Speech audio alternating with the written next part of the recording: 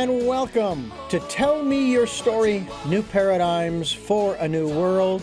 We're here giving you choices and knowledge of those choices to help make your dreams come true. We're looking for those new ways of living because the old ways just don't work. How do I know this? Just look around. They're not working. And we're trying to find those new ways in many different areas of our lives.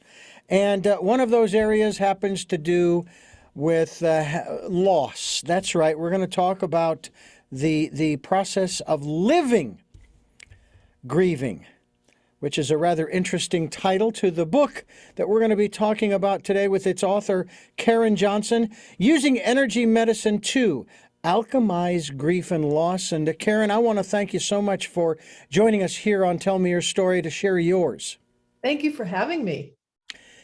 The aspect of grief, living grieving, I guess I should say, because living in this case is a verb, and grieving is more of a noun, or I suppose pronoun, assuming we can trust my English education from high school. Not an easy task specifically because of the emotion of grief. Yeah. Now, you lost your son some time ago. I experienced the closest connection to grieving and to loss. I lost my eldest sister a couple of months ago. Yeah. And I was sharing my feelings about what I was feeling. And they, oh, Richard, you're still in shock. You're not there yet. And I'm thinking, I don't think so. I've kind of made peace with the whole concept of what we call death. What about you in this process? We'll get to the specific story, but in regards to living grieving, is it something that you will ever stop living? Is it something that you will, so to speak, get over, be cured of, et cetera, or is it now literally, it's a part of your life that you've sort of, maybe you've made peace with and you've accepted, or you still say, I can't take this. This is crazy. How can this be? Parents aren't supposed to bury their children. That's what my father said. He said those words. I did not know what to say back, so I didn't say anything. Tell us your perspective. Well, that's why I called the book Living Grieving, because we live with it. It's changed our lives forever. We now have this aspect of something that we didn't have before. And we know that other kinds of life events like parenthood, marriage are transformational, life-changing. And yet we kind of stick grief off to the side as if it doesn't have its own transformational energy. And it truly does. It has an energy in it that can help us to transform our lives into something that's kind of reborn into a new and different life that honors our loved ones, that honors ourselves. We may have a different perspective on living after we've been grieving that we didn't have before. And it's a journey. It's a journey. It's not a one and done sort of thing. Our society is everything click, click, click, click. Let's click through it, get done. Time to move on, time to go through it. And people will say that a lot to people who are bereaved. It's time for you to move on now. Let's not talk about that. What, that elephant in the room? Yeah, let's not talk about that. Let's go to a movie. It's time for you to go to a party. It's time for you. Time. So I put a little different perspective on the time. I say it's a journey. And so it's a journey that we will take at our own pace. And I think really the worst thing you can say to someone who's grieving is it's time to move on. It's time. Whose time? Your time, the person's time, because we, the grieving, make people uncomfortable. So they want us to stop, or at least stop showing signs of it so they can pretend like nothing happened, that life went back to normal. But our lives don't go back to normal. And maybe they shouldn't go back to normal. Well, I will tell you that what I find interesting is, and maybe this is intellectual, philosophically, maybe it's not emotional yet, on an emotional level. Certainly at her memorial, I shed tears. I cried. I find it interesting that one of my other siblings, after the memorial, was questioned about the tears, and oh no, I got a little dust in my eye. No, it's allergies. That's what it is. And I'm thinking, why? How is it that you're making jokes? And of course, this particular sibling, that's kind of their way of dealing with things, is making jokes. I found out very early on in the time I was there in Phoenix that that sibling is the only one who can make jokes, because I made one, and my father got all over my case about it. He's 90. And then later he came back and he apologized for getting upset. But it's like, wow, okay, I will never make a joke in front of my dad again. Yeah, right. That's not my role. That is not my role. But it is I think it's unfortunate that this one has to make jokes. Sometimes at other people's expense, and they'll claim, I don't mean any harm. But it still hurts a little bit sometimes, like, wait a minute, we're having a deep moment or a warm moment or what have you. And boom, all of a sudden this little snide comment will come out. I'm curious, what's your defense mechanism? I mean, did you just flat out make yourself fully vulnerable, or did you dive into something? Did you make jokes? Did you get into work? Did you start gardening? Did you take on something that would distract you and your mind from the realities that you had lost your son? Well, it was such a big loss. And I think we're talking about two things here, a death that's within the expected time frames and one that's not. And if you have an unexpected death and the death of a child, those are the two worst losses. And if you have the unexpected death of a child, you're really in a world of hurt. So there was no soothing. There was no Band-Aid. It was not like losing my parents at the age of 95 and 89, not even close. It completely ripped my life apart. And I just didn't fit anymore in my life as a federal administrative law judge in Washington, D.C. Nothing fit. And so I had a lot of experiences, experiencing Ben, becoming a shaman, spiritual adventures and things like that. But for me, I ended up having to, and I didn't really have a spiritual background. So nothing anybody said was making any sense to me. So I went on a 2.5-year journey around the world, talking to shamans and priests and rabbis and Sufi masters and all sorts of people about death and grieving, because I didn't understand it. How do we get through this? How do we continue? How do we go on? And so I ended up writing this book, which is it's an amalgam of my experiences over 2.5 years of journeying to understand death. And so sometimes, it makes me think of that song, The Tears of a Clown, when there's no one around. So you wonder, someone who has that instinctive kind of pushing away, minimizing, but how are they when they're alone, right? So I know for me, it was just very tough. Nothing seemed to work. And so the book that I wrote has 16 exercises that are sort of a preliminary, it's a preview, it's a way of understanding, where are you stuck in your grief? We're all stuck somewhere different. Some of us are stuck in judging people around us who we feel didn't do enough, didn't do right by our loved ones. Some of us are stuck in stories of shame, blame, or guilt, or we star in this drama. If all, like the world revolves around us. And if only, especially parents will, if only I had done this when they were 2, maybe we would have had a different outcome, right? So we torment ourselves with ruminations and recriminations. And so sometimes we need to find out where those things live within us. A lot of books will talk to you about, okay, now this is you go on a date, now you go here, now you could do that. But a lot of people who are grieving will say, I'm not ready.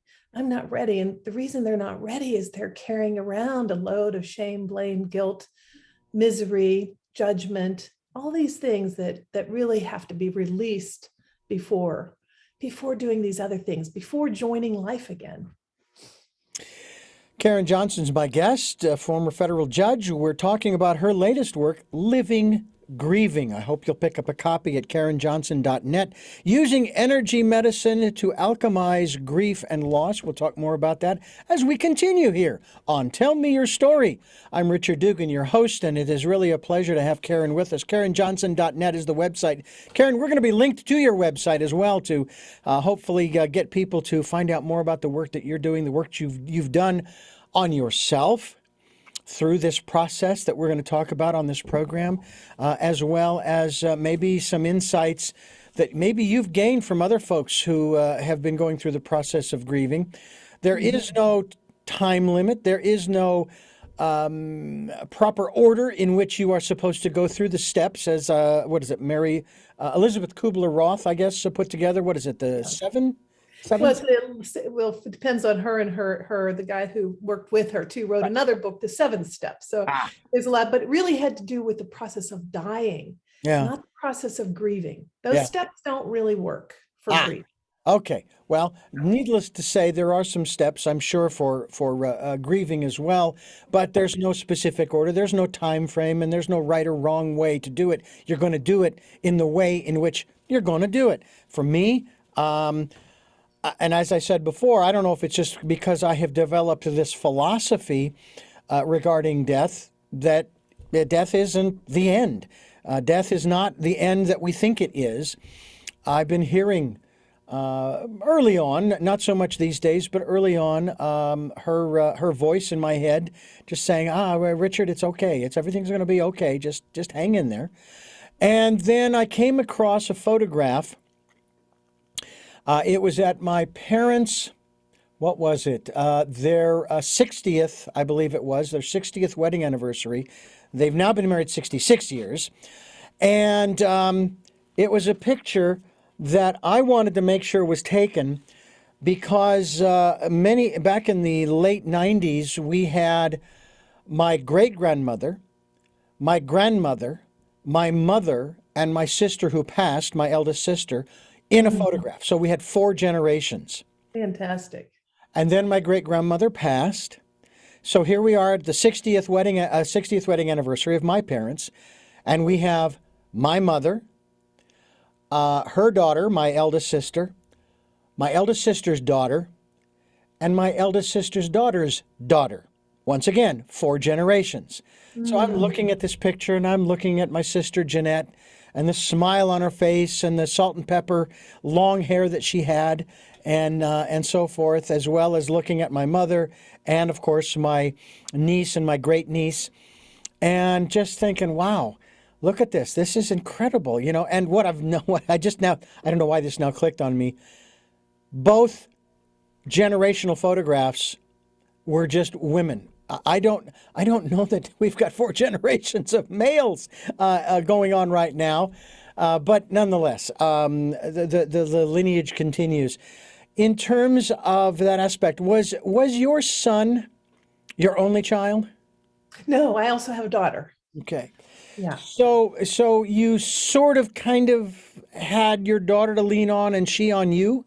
Yes. Oh, for sure. She's been a tremendous supporter, In fact, friends of mine came to her and said, your mother's grieving. She's going to regret this. She has a lifetime appointment, blah, blah, blah, and all these things. She said, I think my mother should shake her rattle and release her inner butterfly. And so she's been totally a supporter of my journey. Mm-hmm. And what are your feelings in regards to, and again, I don't know whether your daughter has children or not, but your son and carrying on the family name, that kind of thing, legacy, lineage, ancestry, and so on and so forth. Is that something that has ever mattered to you? And then with the loss of your son, what about that? Yeah, gosh. I know a lot of people are really, tuned into carrying on the family name, but maybe it's because I'm divorced, so it's not my family name. And if you know anything about mitochondria, the mitochondria are the cells in our body, and they're passed down through the mothers. Mm-hmm. So, so it's sort of, we have this matrilineal thing with me and my daughter and her daughter. So we have 3 generations there. We unfortunately don't have 4 generations. I just don't see it that way. I think there's a variety of ways of seeing that, that's sort of that paternalistic view that we got to have the name carried on, the name of the father in our country. The name of the father's got to be carried on through the generations or something's amiss. And I guess I just don't see it that way.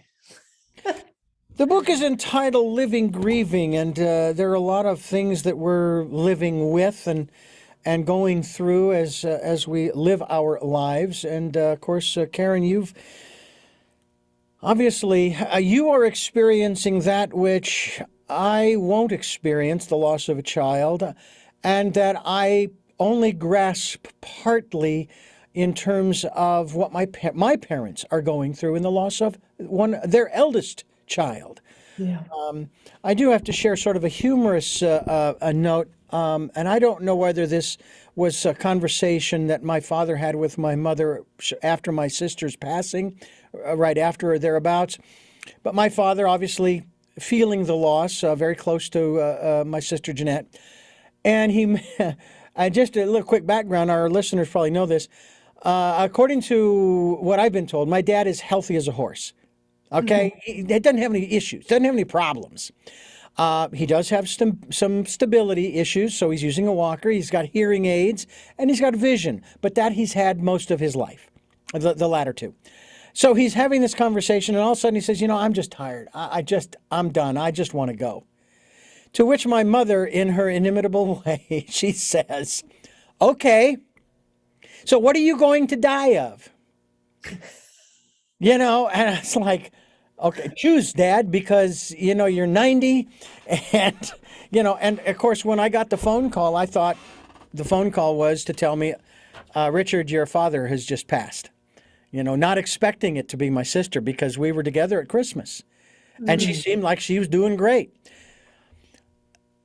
Tell me about, I was going to say that my sister gave us a great gift at Christmas, but I want to ask you, what gift, singular gift, can you point to that your son has given you in his passing, or maybe in general from his life, that now you can reflect on and say, yeah, he gave us... Yeah, he gave me the knowledge that there really is life after death. So he came to me right after he died, and I saw him just like I'm talking to you, and then he kind of faded away. And ever since, he's been around, and I have interactions with him, and I can feel his presence, just as you feel that your sister's voice in your head. It's going to be okay. It's going to be okay. What greater gift is that to say, hey, this whole death thing is not what it's made out to be. Right here we are. It's a veil between the worlds, so to speak, or they're right next door. They're in the same room. They're with us. And so, wow, life doesn't end. Before this happened, I might have said alive is alive, dead is dead, but I know that's not true. I know there's so much more to being alive and so much more to our consciousness and our soul that goes on and continues after our physical body passes. And what a great gift. So many people are terrified of death and dying. Like that's the end, right? And it's not the end. And then some people are afraid of death and dying because of hell. We've got this, there's hell and this and that. And I've never seen any sign of hell. Maybe hell is what we create on earth for ourselves. I don't know. But so, to be able to lose that fear of death and dying is an amazing gift that he gave to me. Well, I know that my sister gave us a great gift in terms of that Christmas when, unbeknownst to us at the time, she was actually stage 4 liver cancer because it had spread. And yet she was the bubbliest, happiest, smiling person.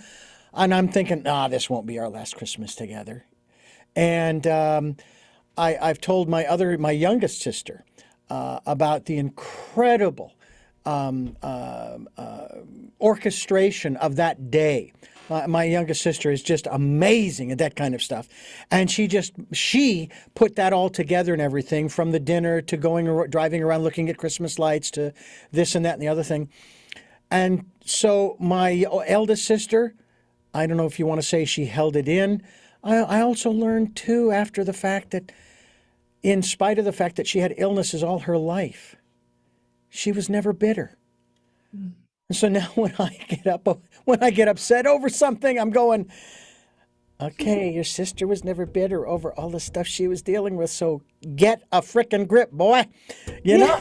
Yeah, for sure.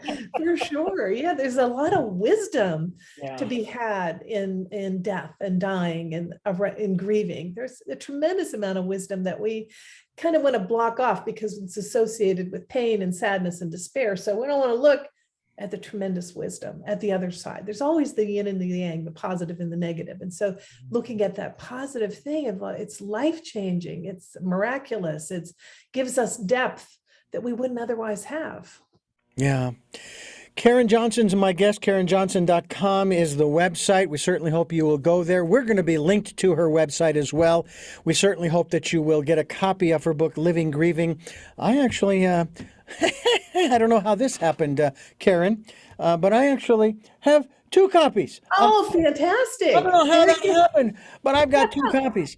So, You need one now with the sticker. I won the oh, Nautlius award. So I've got oh my gosh, congratulations. I know. You got to have one. I'll have to send you a couple stickers for your book. I will look for those. And we hope that you will stay tuned to tell me your story, folks. I'm Richard Dugan, your host, and we're talking with Karen Johnson, author of Living Grieving. It is a process that she went through using energy medicine to alchemize grief and loss. And I was, of course, looking through the book as well, and I noticed that you deal with the medicine wheel and the 4 directions. Is the source of this alchemy, if you will, Native American? Share with us. Sure. Yeah. So I actually, in my journeys, came across the 4 winds, and the 4 winds is as put together by Alberto Villoldo, and it really is the foundation is Andean, Peruvian medicine. But there's also aspects of all the medicine wheels. There's North Americans are slightly different than South American medicine wheel. And also Alberto so brilliantly overlaid 16 practices that are, Buddhists can understand, Christians cannot, anybody has heard these: non-judgment, non-suffering, non-attachment, beauty way. So the number 16 practices that we can sit really, really, really deeply with. And I always ask people to sit with them with a candle and a pie pan to catch the candle drippings, and a notebook and a pen and paper, and ask yourself questions very, very deeply. Sit where you can be quiet and undisturbed, and sit with your heart open and ask yourself these questions like, who am I judging? Am I judging myself? Am I judging my siblings, my parents even? How about the one that passed? I know I was judging him. That wasn't supposed to happen. My son passed, went to a party, got drunk, and they decided they were going to try heroin. Well, I'm pretty mad about that, actually, when I sat down about it. That wasn't exactly what was supposed to, I saw for his future and for mine. So sitting with these things in a really ceremonial way. When we see a candle, we go into a church or we go into a temple and we see candles, we sort of automatically flock to it and light a candle. We just know. We know that fire and smoke is a way to send our prayers upward. So as we sit ceremonially, we're getting out of our everyday brains, our reptilian brains, the one of fight or flight and all the way we engage in this world, and we ratchet up to our neocortex. And the neocortex is the brain of ceremony. And in ceremony, we can have things move very lightly that we would struggle with in the physical realm. So by writing down these things, who you're judging, what stories you're telling yourself about shame, blame, guilt, I should have done this, I could have done that, all these sorts of things, we write them down and then take this list. We don't have to worry about a journal that somebody's going to read or find later, so we can be radically honest. We don't have to worry about anybody reading it, taking those entries and burning them with the intention that it goes to spirit. And then we're released of it. We're free of this judgment, and we're opening our heart to look at things in a different way. And so this is a ceremonial way of going through and finding out, where are we stuck? What things are we holding on to that are really causing us a lot of pain? It's interesting that you put it in this context, because One of the first things that came to my mind as you started, and I've heard what you said about the 16 different ways and so forth, and sitting and writing and so forth.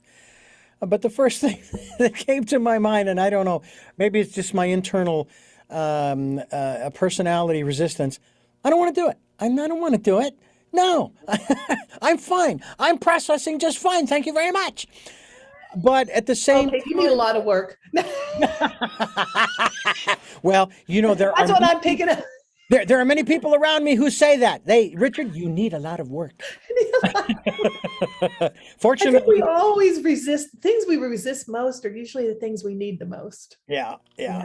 And I look at that and I'm going, you know, because I just bought this blank 8.5 by 11 hardbound book from the art supply store. It's a black book, okay, but it's 8.5 by 11, so it's not one of those keep phone numbers of girls or anything. And I thought, perfect. I will get what I need, like what you just described. I've got a really cool looking candle holder that actually, if I'm correct, it's in the shape of a coiled, ready to strike cobra. Get a candle, put that in there.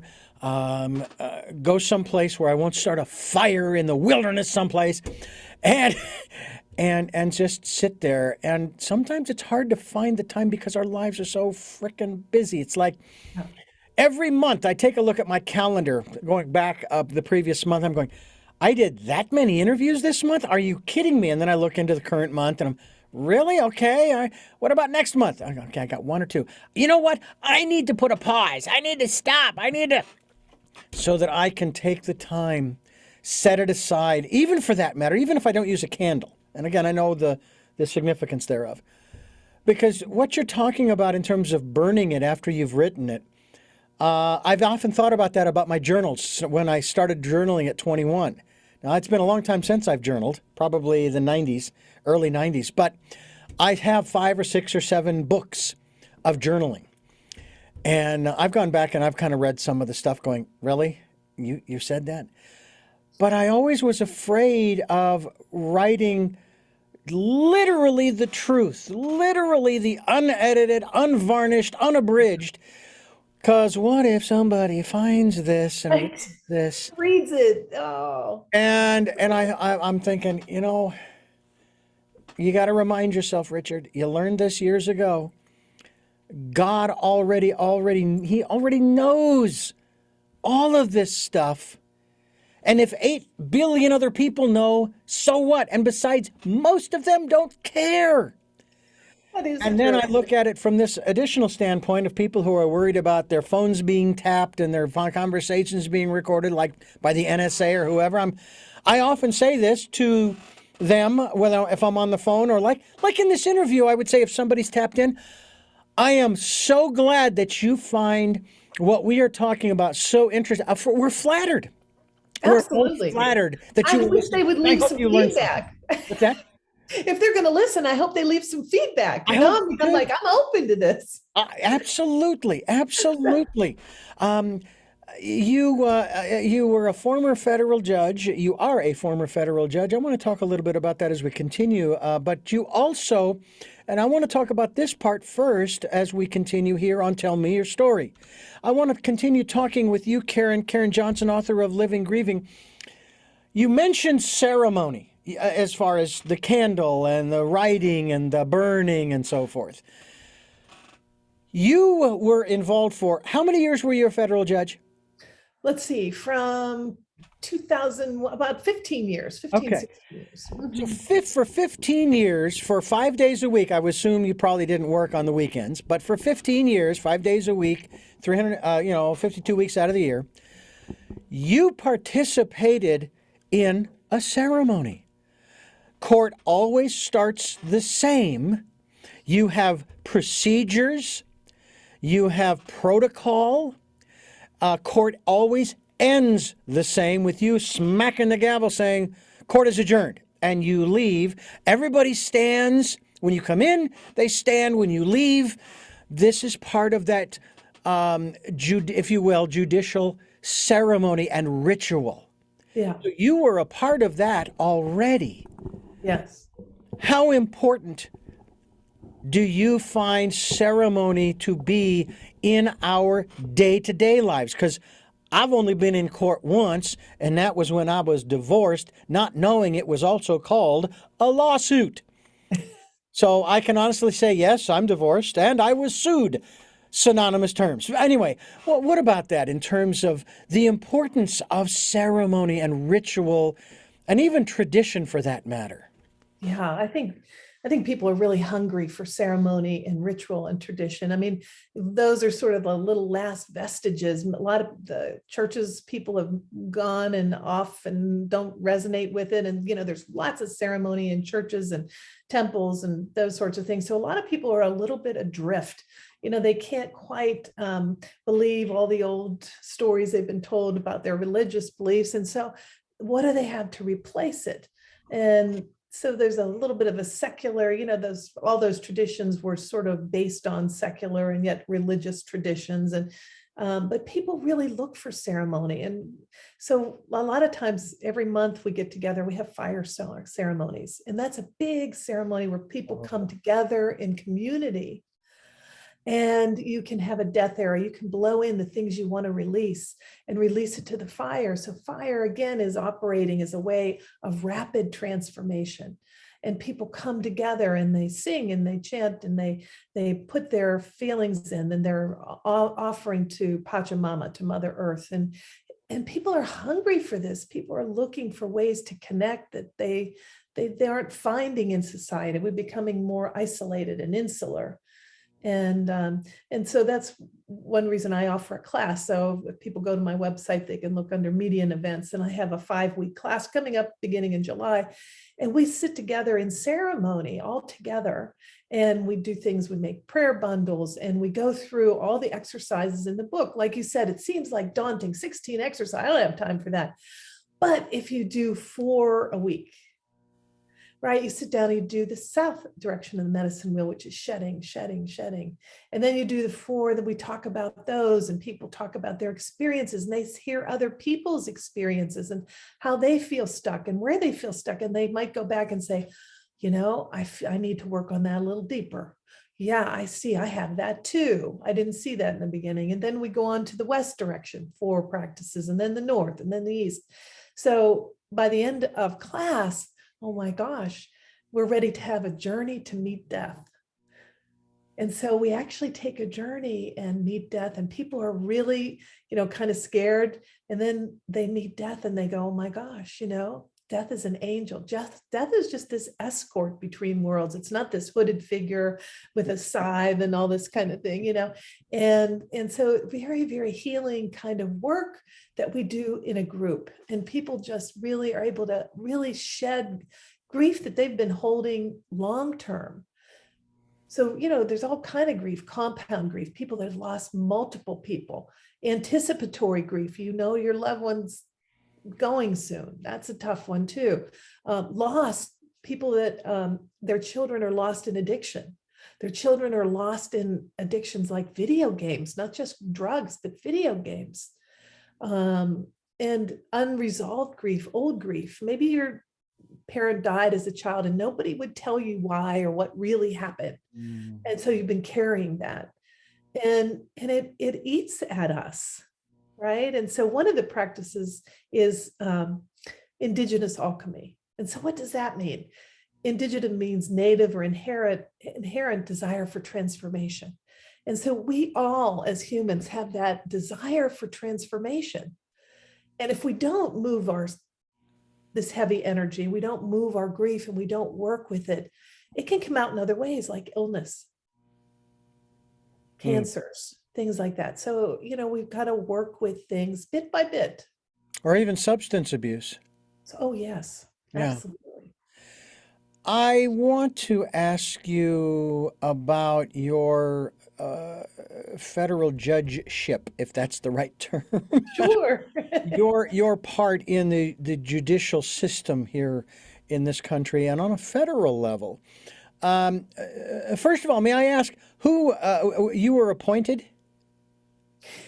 I was an administrative law judge, and so the procedure for that's a little bit different. It's not a direct appointment. I don't have to run for office. We're tested in. So you Mhm. get a really high score, and then you can Oh, apply for jobs, and then you get appointed. They choose applicants from okay. that. So it's slightly different procedure. I wasn't sure if a governor or even a president had appointed you to a federalship. So Maybe that's a different my jurisdiction. brain, the good brain God gave me, helped me out Well, with that. wonderful. Congratulations on that. And you were practicing. Well, I don't know if the word is correct. You were a judge for about 15 years, as you said.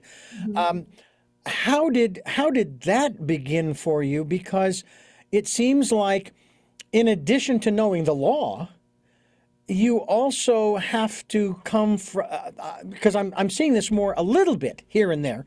You have to come from the heart sometimes when you actually see, okay, I know what the law is, I know what the letter of the law is, but what's the spirit of the law? What should I really be saying to this person on the other side of the courtroom there, at the defendant's desk, if you will, in terms of meting out the appropriate, I don't want to say punishment, justice, shall we say, that Mhm. doesn't just measure what they did, but also measures even the why and how they've gotten to where they are, where they would have contemplated and then ended up doing what they did that now places them before you. Yeah. So, I had 30, I was a lawyer for more than 30 years. And so I started out doing prosecution and defense work, so sitting not on the bench, but I was presiding to the bench. But it's always that balancing. Mhm. What is this case really about? And finding where is justice? Where does justice lie? And so when I was actually doing the judicial work, I was doing environmental work from Federal Energy Regulatory Commission. And so, but that's sort of the same thing, even though you don't have people the same way, people that have created a crime against each other, but definitely corporations vying for, a result, wanting more money, wanting this, wanting that, protesting. It's all fascinating. It's always looking at that gray area. What's that? Because the other parts, the parts that aren't gray areas, have already been litigated. It's these ones that don't quite fit that we have to figure out and find out what's the way to go here in this situation. And so it's fascinating work. So,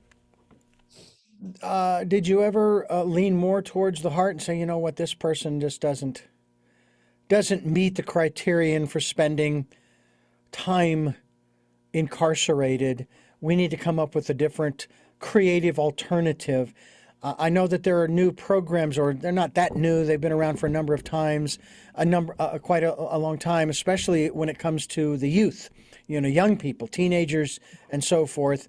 I think it's something like restorative justice, something like that, where they come up with different ways to say, look, yeah, we know you did wrong, and you do have, as they say, a debt to pay to society for what you've done, but we need to find a better way to have you pay that debt without turning you into a more hardened criminal, as it were, by throwing you in with a bunch of these other people who are in incarceration. And at the same time, I'd like to think that our penal colonies, our penal institutions, I guess they could be considered such, our Yeah. penal institutions also some are trying new methods to, if you will, rehabilitate. And I often wonder, there are those who do not believe that it is possible to rehabilitate an individual. And I'm thinking, well, if that's true, then why do we go to school for 12 plus years? Why do we do anything in terms of our careers, in terms of moving forward and learning more and so forth, if there's no chance for us to change? What Mhm. about that aspect?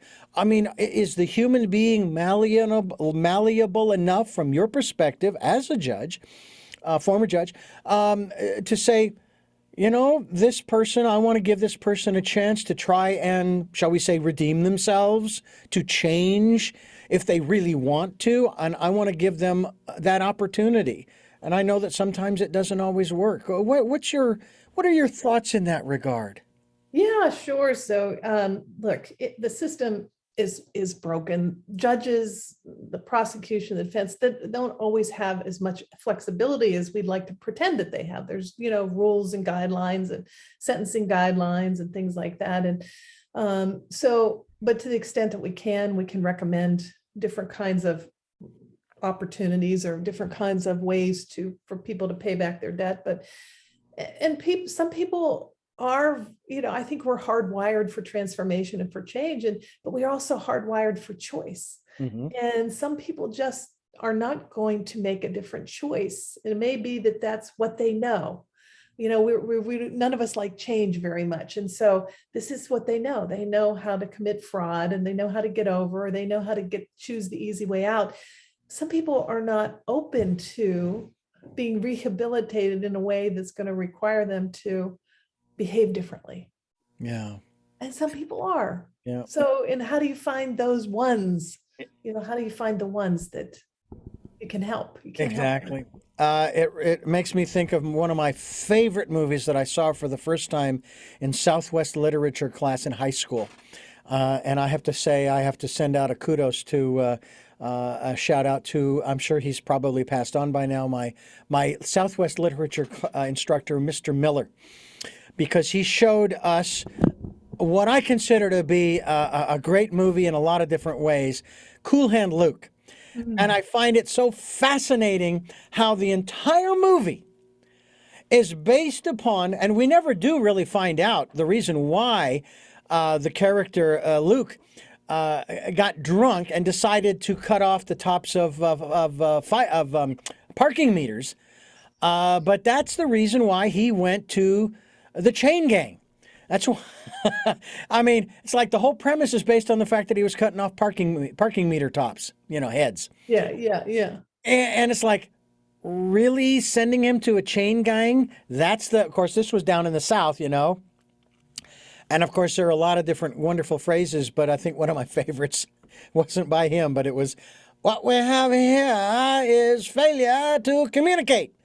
You got to get your mind right, Luke. And George Kennedy was in it as well, Paul Newman, and it was a great example in many cases, in some instances, of the inmates, if you will, and their compassion for one another, as well as their hatred for one another, depending upon who it was. Yeah. The bond that they started to create amongst themselves as they worked on the chain gang, as they worked on, building the roads, if you will. It was just really, and the ways that they would amuse themselves, like seeing how many eggs that Luke could eat. I don't even remember the number of eggs and I wonder if Paul actually ate that many eggs. But boy, his stomach, it was thumping like a ripe watermelon, let me tell you. We're talking with Karen Johnson. She's the author of Living Grieving.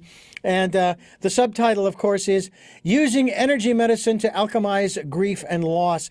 Let's talk a little bit about maybe, because I'm about ready to celebrate the ending of my 62nd year on the planet. Getting very close this month of June. And doesn't mean a whole lot to me. I mean, yeah, okay, everybody else would make a big deal out of it. But I don't know, it's just like, it's just another day. And yet I talk with many people, mediums and astrologers and numerologers and all of these kinds of people on this program. And my dearest friend who since passed has always told me, you need to bring to completion certain tasks that you've been working on as you approach both your birthday as well as New Year's Day. Depending upon, and mine just happens to be at opposite ends of the year, which is kind of interesting. But I want to talk about ceremony once again, and I want to talk about, let's say, north on the wheel, okay? Can we kind of maybe focus on one or two of these directions on the medicine wheel in the process of, again, as you say in the subtitle, using energy medicine to alchemize grief and loss. And I'm actually going to turn myself, as soon as I can get to the north, My compass is working quite well. Tell us tell us a little bit about, first of all, the concept that you are utilizing here in your book as far as the medicine wheel and the 4 directions. Now, those are the cardinal directions.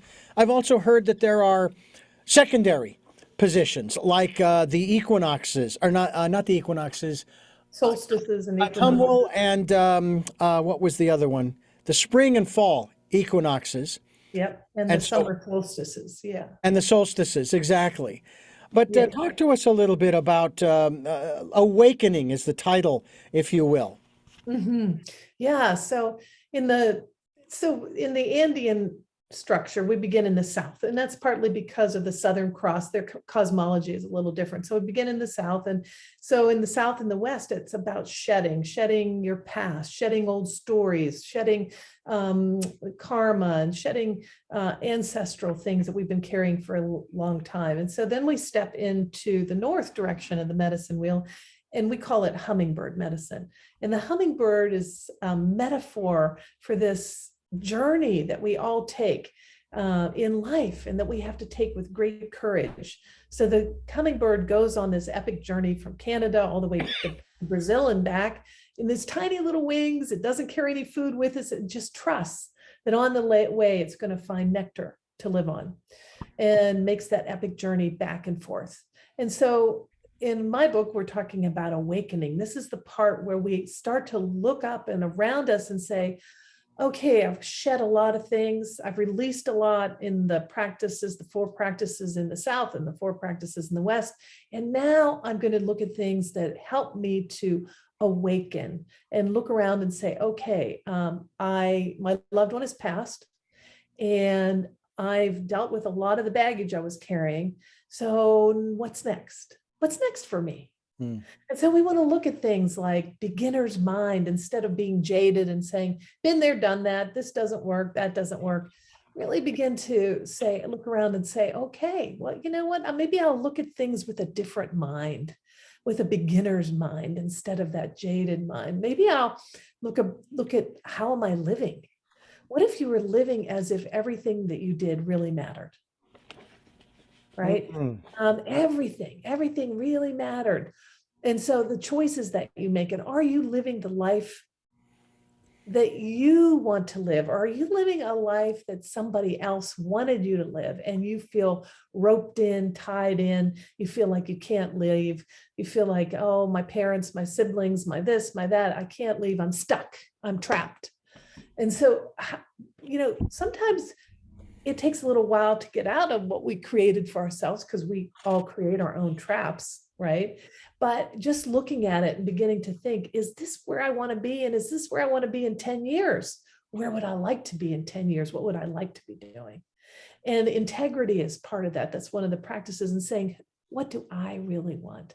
Not what somebody else really wants for me, but how do I want to live my life?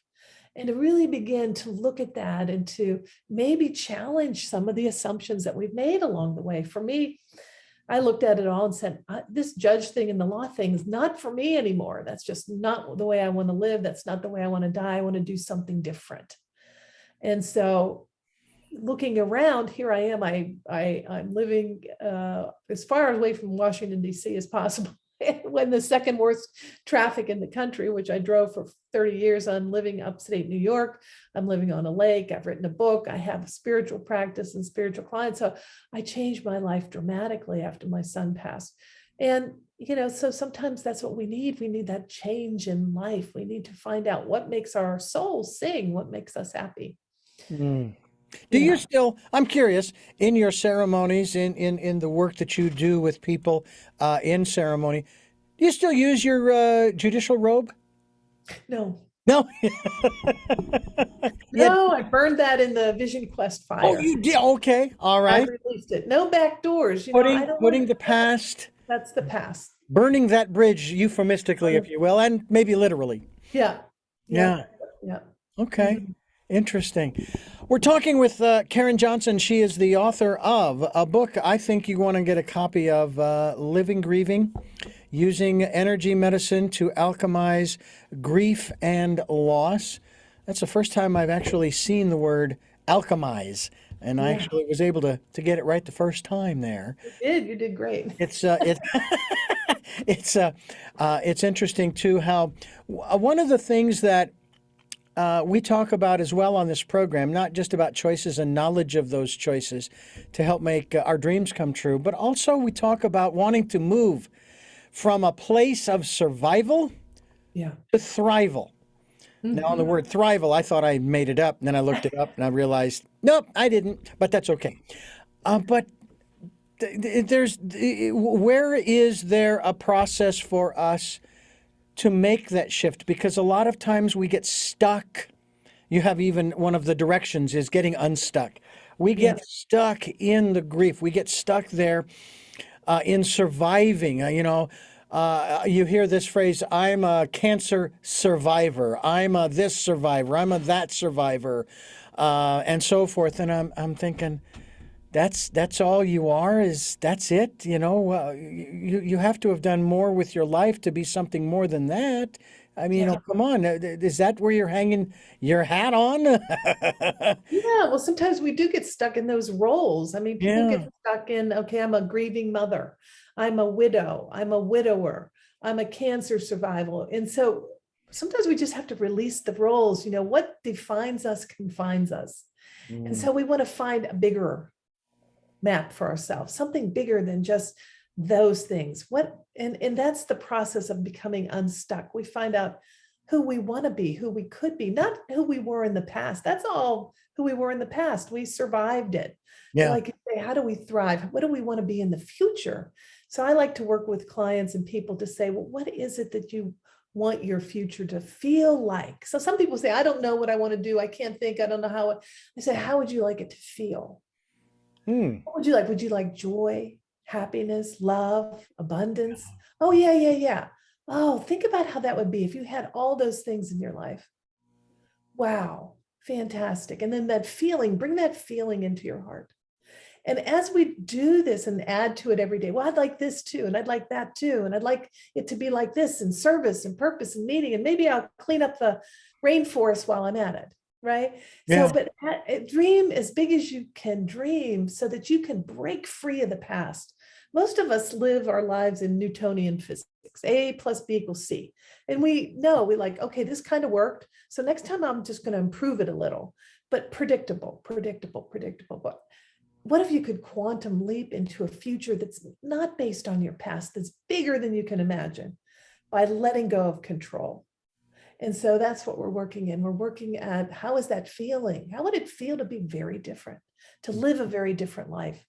Oh, how about that house on the beach? Maybe I want a retreat center. Maybe I want to do this, whatever it is, camp for kids, all these things. How would that be if you were living that life? Hmm. Wow.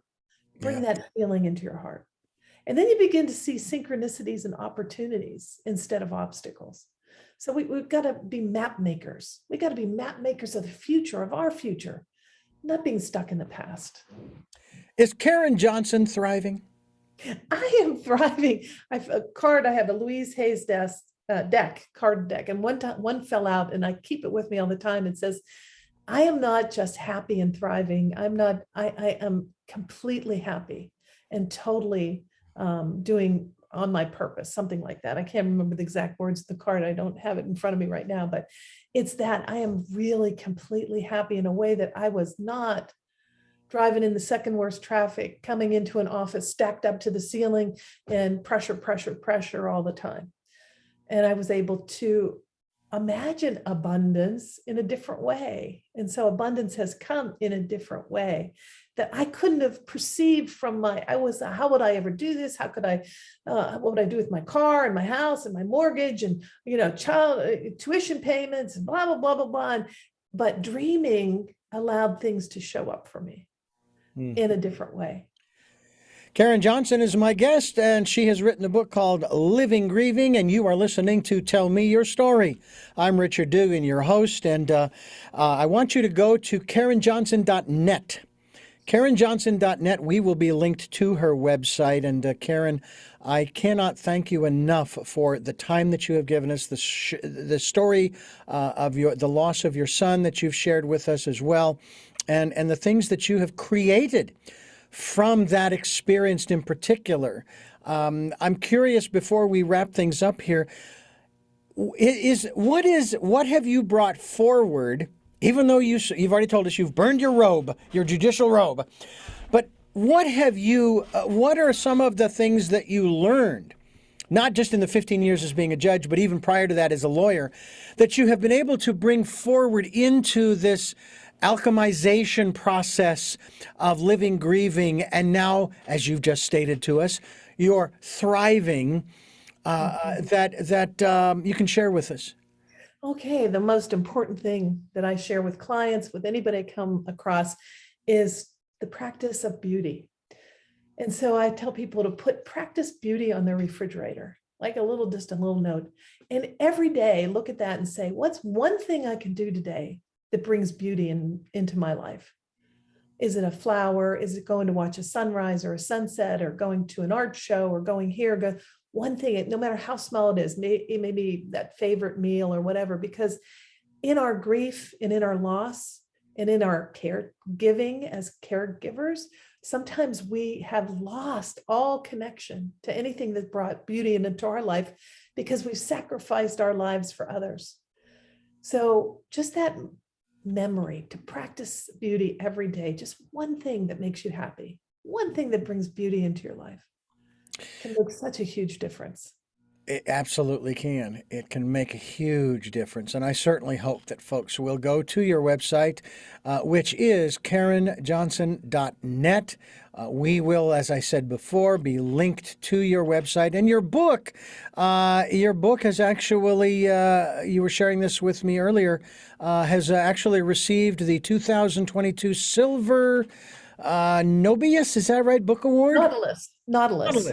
Yep. I had to enlarge the text to read it. Nautlius Book Award, as well as you were nominated for the COVR award in Shamanism and Reincarnation, Death and Grieving. Yeah. Wow. So it's been a wonderful ride, and and I'm so glad that my message in this book is getting out to people that really need it. I would say yes. It's gotten to one in particular, yours truly, folks, and we are so grateful to Karen for being a part of Tell Me Your Story as we continue here.